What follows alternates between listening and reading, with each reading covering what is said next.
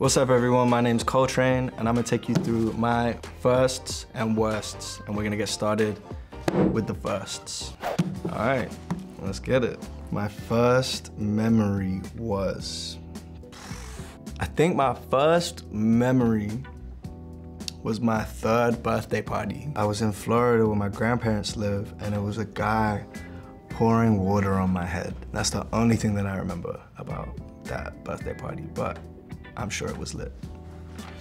My first job was the current job that I have right now. I have never actually had a job. I started doing music when I was 16. My mom said, you gotta get a job. And I went to my manager and said, my mom says I have to get a job. And then they started paying me. So this is my first and hopefully my last ever job. My first pet was Sunny. Sunny the dog, best dog in the world. Sunny came around when I think I was like 5 or 6 years old. And she died 2 years ago. It was a very emotional time, losing a member of the family.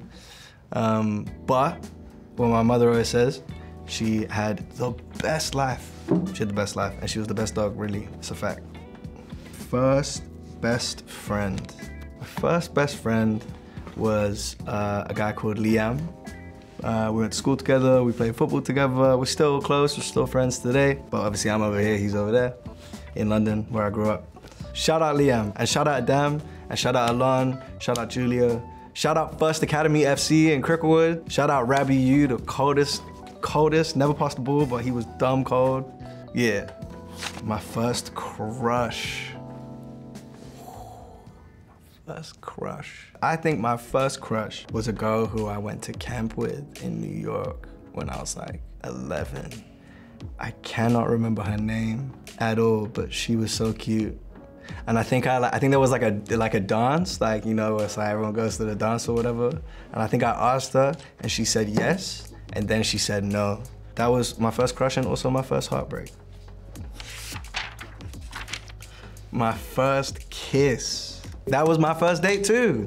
That was my first date. I remember we had Pizza Hut.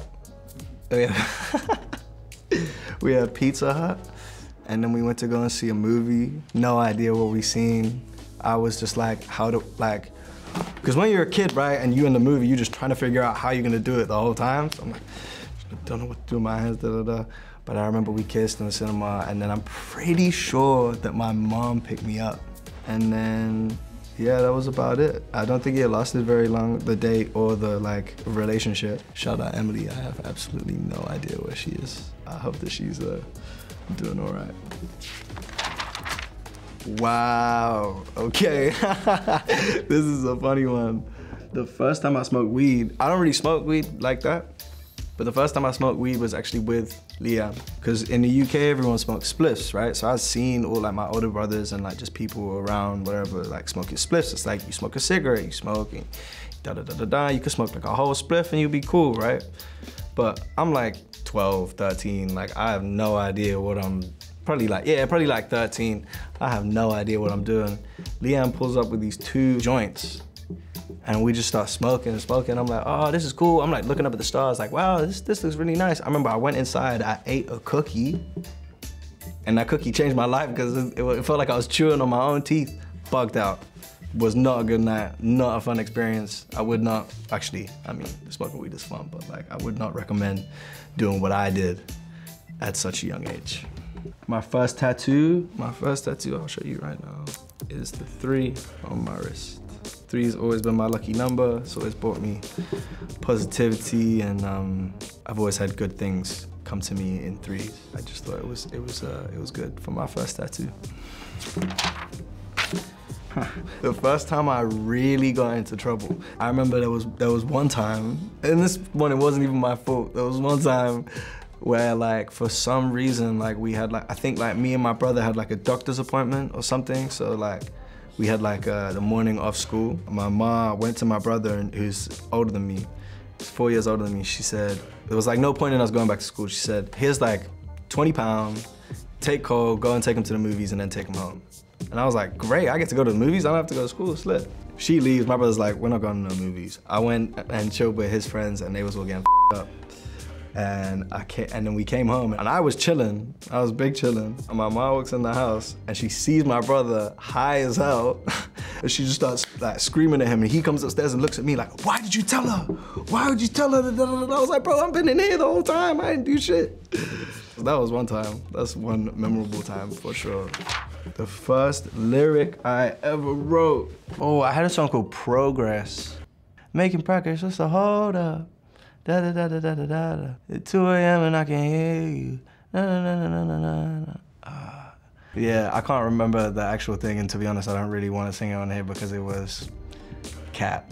But there's a lot of lyrics. It's a lot. There's a lot in the archive. Maybe one day when technology gets more advanced, they can like find all my terrible lyrics from when I was like 15 years old, and all the like love poems I wrote and shit like that. The first show I ever performed was with a group that I used to with, who are rappers from Birmingham called Blue Room Mafia. I did like co-production and like writing and sang the hooks on these songs. And we did a performance in Shoreditch called the Old Blue Last. It's quite famous. It's a small venue, maybe like 250 cap, 200 cap. But yo, the shit was bussin'. Like, it was going crazy. And I remember when I did, like, I think I had a friend who was in the crowd, he like broke his ankle in the crowd. Like, it was going like, and I remember he came to like school the next day like on crutches and shit. I was like, damn. He was like, nah, it's lit. I was like, ah, okay, cool. Okay, this is a good one. My first red carpet was a Spotify Best New Artist event for the Grammys. And I knew loads of people there. I knew loads of people who were not, like, I remember like, I think Georgia Smith was nominated and like, there was loads of people there that I knew. So before the show or before the red carpet, I go to the barber. My barber is like, yo, I'm booked out. I got 3 people in line. I was like, I gotta be out of here in an hour. He was like, yo, my boy will take care of you, it's calm. But so he's combing my hair, everything's smooth, everything's crisp, great. Like I can see it in the mirror, everything's going smooth. And then he's like, oh, like, you want me to like touch up your beard? I was like, yeah. I just feel zoom, zoom. And I'm like, oh, and like, I'm standing on this red carpet, like my trim looks wavy, my fit looks wavy. I'm feeling clean, but I'm just like, my stash, bro. Like, it felt so uncomfortable. And I posted the picture and all the comments were like, bro, what is going on? Why is your mustache coming like a triangle, bro? Like, bro, like, come on. First time I realized I was famous was, I don't think that I'm famous, really. I've been around a lot of people who are like really famous and like, you know, that shit's intense. I feel kind of lucky that my situation isn't like that. But I do have people coming up to me and showing love and shit like that, and that feels really good. I also have like the best fans. They just really care about the music. They really listen. And are very attentive and generally really nice and really smart. When I went on tour with Dua, that was really 15,000 people every night for 2 weeks was like, wow, okay. Actually, you know what? I think when I did Scala, when I played at Scala, which is like 1,200 cap in London, in my hometown, at a venue that I've been to so many times, that was really like and people were like really singing my songs. That was amazing. Also Melbourne, shout out Melbourne. Always so much love in Melbourne. Oh shit, we doing the worst now, okay. My worst memory from school. Oh, I had this one French teacher. Ooh, I hated his ass, and I loved French, but I hated him. He just didn't like me. He just used to like pick on me, call me names and shit, and like, I would like do things and I'd like do it well, and he'd be like, this is shit. I'd be like, well, f you, like. My worst experience at a store or restaurant. Ooh, damn. Okay, well, this is actually really bad. I was at Universal like a couple weeks ago. I don't really know if it's any like spots to eat at Universal. This is just the one that I can remember. Bro, I bit into like a chicken thing, like a chicken tender or some shit. There is no way that was chicken. It was like rubber, like an eraser. That's what the texture of it was. I bit into it and I was like, And I took it back, I showed it to the lady, I said, I just went to her, I said, what is this? And she was like, oh, it's just like fried like shit. I was like, no, it's not. Give me my money back. I don't want this. But yeah, don't eat at Universal. It's terrible. And you might swallow rubber, and you don't want to do that. That's gonna be bad for your digestive system. That's gonna be bad for your mental. That's gonna be bad. That's just gonna be bad. Just don't do it.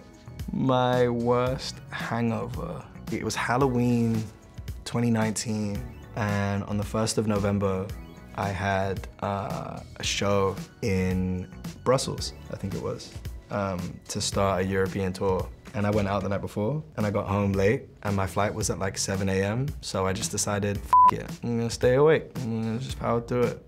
That was definitely top 5 worst decisions of my life. Never a good idea to just stay awake and power through it when you got shit to do the next day. Don't do it, it's a bad idea. But managed to get there, managed to do the show. It was a great show. The worst show I've ever performed. The worst show I've ever performed was in Kosovo. I landed in Kosovo after like 3 days of travel. And I landed there and none of my gear for my live show was there. My guitar had somehow ended up in like Detroit. All my backline gear was in like Poland or some shit.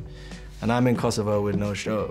So my band's there and my band had to mime on stage while my manager DJ'd tracks from the side of the stage. That shit was and I didn't have any in-ears. When you play big venues, you have to wear like in-ears because of the like reverb in the room. Like if you take your ears out, you're not gonna be able to hear the music that's actually being performed. You're just gonna hear all the noise from the crowd and just shit that you don't wanna hear when you've gotta focus on singing, and my ears were all the way up. I was also terrified, so that was very, very difficult. A story and an experience. And I love being in Kosovo. I love going to Kosovo, and the people there show me so much love, but that was a very difficult show. Okay, that's it. That was my first and worst. That was fun. Thank you guys for watching. Hope you learned something about me. Go check out my album, Lush Life, out now.